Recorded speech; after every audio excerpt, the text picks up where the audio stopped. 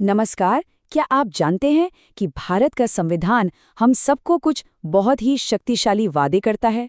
और ये सिर्फ वादे नहीं हैं, ये एक तरह का कवच है, एक शील्ड जो हमारी आज़ादी और हमारे सम्मान की रक्षा करती है।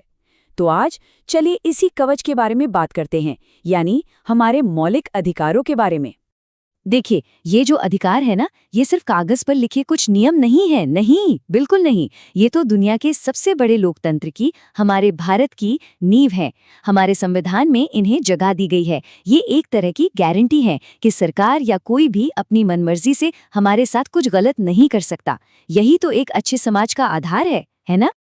अक्सर हमारे संविधान के भाग 3 को, जहां ये अधिकार लिखे हैं, उसे भारत का मैग्ना कार्टा कहा जाता है।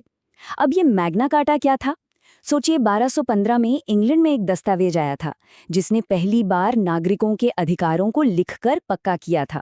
ठीक उसी तरह हमारे संविधान का ये हिस्सा भारतीय नागरिकों के अधिकारों का सबसे पहला और सबसे जरूरी दस्तावेज है। एक सवाल उठता है कि इन्हें मौलिक यानी फंडामेंटल क्यों कहते हैं? वो इसीलिए क्योंकि ये किसी भी इंसान के पूरी तरह से विकास के लिए और एक देश को सही ढंग से चलाने के लिए, मतलब एक लोकतंत्र के लिए बिल्कुल बुनियादी है, एकदम जरूरी है। सच कहूं तो इनके बिना न तो किसी की पर्सनल फ्रीडम बच सकती है और न ही डेमोक्रेसी। तो कुल मिलाकर हमारा संविधान हमें 6 मौलिक अधिकार देता है। आप इन्हें ऐसे सोच सकते हैं कि हम सबके पास 6 बहुत ही पावरफुल शील्ड्स हैं, 6 ढालें। तो चलिए एक एक करके इन सभी ढालों को उठाते हैं और देखते हैं कि इनकी असली ताकत क्या है। तो हमारी पहली और सबसे जरूरी ढाल है समानता का अधिकार, राइट टू इक्वालिटी। ये वो बुनियाद है जिस पर बाकी सारे अधिकार खड़े होते हैं। इसका सीधा सा मतलब है, कानून के सामने सब बराबर हैं, कोई छोटा कोई बड़ा नहीं। यहाँ एक बहुत दिलचस्प बात है। अनुच्छेद 14 जो समानता की बात करता है, उसके असल में 2 हिस्से हैं। पहला है कानून के समक्ष समानता। इसका मतलब है कि कानून से ऊपर कोई नहीं है, कोई भी नहीं। ये एक तरह से सरकार पर एक स्टॉप साइन लगाता है। और दूसरा हिस्सा है कानूनों का समान संरक्षण। ये थोड़ा अलग है। ये सरकार को कहता है कि देखो, एक जैसे हालात में सब लोगों के साथ एक जैसा ही व्यवहार करो। तो ये सरकार को एक्शन लेने को कहता है। और जानते हैं, वक्त के साथ साथ हमारी सुप्रीम कोर्ट ने इस ढाल को और भी मजबूत किया है। जैसे आप इस टाइमलाइन को देखिए। 1997 में विशाखा केस आया जिसने काम की जगह पर सुरक्षा दी। फिर 2014 में नालसा केस आया जिसने ट्रांसजेंडर व्यक्तियों को समानता का अधिकार दिया। तो ऐसे बड़े बड़े फैसलों से इस अधिकार का दायरा बढ़ता ही गया है और ये और ज्यादा लोगों को अपने अंदर शामिल करता गया। चलिए अब बात करते हैं हमारी दूसरी ढाल की, और ये है स्वतंत्रता का अधिकार, राइट टू फ्रीडम। ये हम सबके पर्सनल और सोशल डेवलपमेंट के लिए बहुत ही ज़्यादा ज़रूरी है, क्योंकि यही हमें आज़ादी देता है अपनी बात कहने की, एक साथ इकट्ठा होने की और अपनी मर्जी की ज़िंदगी जीने की। तो आर्टिकल 19 के तहत हमें ये 6 खास तरह की आज़ादियाँ मिलती हैं। ये किसी भी आज़ाद नागरिक के लिए कह सकते हैं कि ज़रूरी टूल्स हैं। अपनी बात रखने की आज़ादी, शांति से इकट्ठा होने की आज़ादी, यूनियन बनाने की आज़ादी, पूरे देश में कहीं भी घूमने की, कहीं भी बसने की और कोई भी काम करने की आज़ादी। सच में यही तो डेमोक्रेसी की जान है। लेकिन रुकिए, स्वतंत्रता का अधिकार सिर्फ इतना ही नहीं है। इसमें एक और बहुत जरूरी चीज शामिल है, आर्टिकल 21। ये हमें जीवन और व्यक्तिगत स्वतंत्रता का संरक्षण देता है। और मजे की बात यह है कि सुप्रीम कोर्ट ने समय के साथ इसका मतलब और भी बड़ा कर दिया है। अब इसमें शामिल है गरिमा के साथ जीने का अधिकार, हमारा राइट टू प्राइवेसी और यहाँ तक कि साफ सुथरे पर्यावरण का अधिकार भी। अब आती है हमारी तीसरी ढाल। ये बनाई गई है इंसानियत की गरिमा की रक्षा के लिए।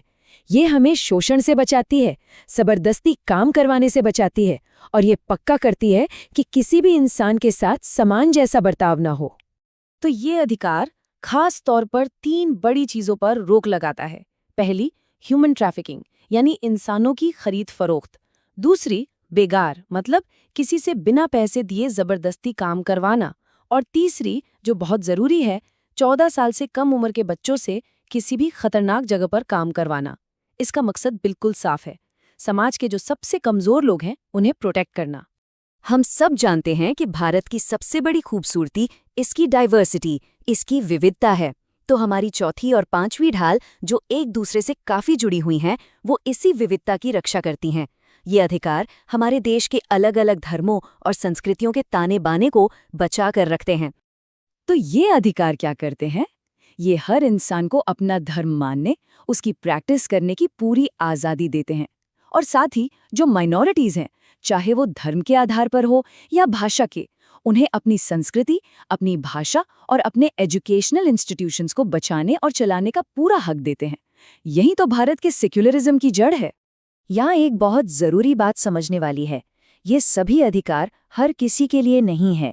कुछ अधिकार, जैसे आप लेफ्ट साइड में देख सकते हैं, जीवन का अधिकार या कानून के सामने बराबरी, ये भारत में मौजूद हर इंसान को मिलते हैं, चाहे वो भारत का नागरिक हो या कोई विदेशी।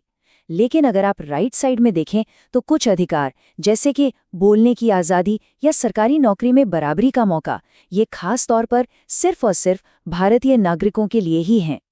अच्छा, हमने 5 ढालों के बारे में तो जान लिया, पर एक सवाल है, अगर कोई इन ढालों को तोड़ने की कोशिश करे, तब क्या होगा? यहीं पर हमारी सबसे मजबूत ढाल, हमारी छठी ढाल काम आती है। बल्कि इसे ढाल से ज्यादा एक मास्टर की कहना चाहिए, जो बाकी सभी अधिकारों के ताले खोलती है और उन्हें असलियत में लागू करवाती है। आप सोच सकते हैं ये कितना ज़रूरी होगा कि हमारे संविधान के निर्माता डॉक्टर B.R. अम्बेडकर ने आर्टिकल 32 को संविधान का दिल और आत्मा कहा था, the very heart and soul. बस इसी बात से आप इसके महत्व का अंदाज़ा लगा सकते हैं। पर सवाल ये है कि ऐसा क्या है इसमें? क्या चीज़ इसे इतना पावरफुल बनाती है? ये असल में काम कैसे करता है? और ये कैसे पक्का करता है कि हमारी बाकी अधिकार सिर्फ कागज़ पर लिखे वादे न रह जाएं? तो जवाब छिपा है इन 5 रिट्स में। आप इन्हें सुप्रीम कोर्ट के 5 सुपर पावरफुल कानूनी हथियार समझ सकते हैं। आर्टिकल 32 हमें यह ताकत देता है कि अगर हमारे किसी भी मौलिक अधिकार को कोई छीनने की कोशिश करे तो हम सीधे डायरेक्ट सुप्रीम कोर्ट जा सकते हैं, और फिर सुप्रीम कोर्ट हमारे अधिकारों की रक्षा के लिए इन 5 में से कोई भी आदेश, जिसे रिट कहते हैं, जारी कर सकता है ना ये कमाल का कानूनी टूलकिट हम सबके पास? तो मतलब साफ है, आर्टिकल 32 ही वो शक्ति है जो सुप्रीम कोर्ट को हमारे फंडामेंटल राइट्स का रक्षक, उनका गारंटर बनाती है। यही वो चीज़ है जो इन अधिकारों को सिर्फ वादों से निकालकर हकीकत में बदल देती है। तो हमने देखा कि ये अधिकार वाकई एक बहुत मजबूत और एक जीवित कवच की तरह है, जो समय के साथ और मजबूत हो रहा है। पर एक आखिरी सवाल, आज की इस बदलती दुनिया में आपको क्या लगता है वो सबसे बड़ा खतरा कौन सा है, जिससे बचाने के लिए हमें इस कवच की सबसे ज्यादा जरूरत है? सोचिएगा जरूर।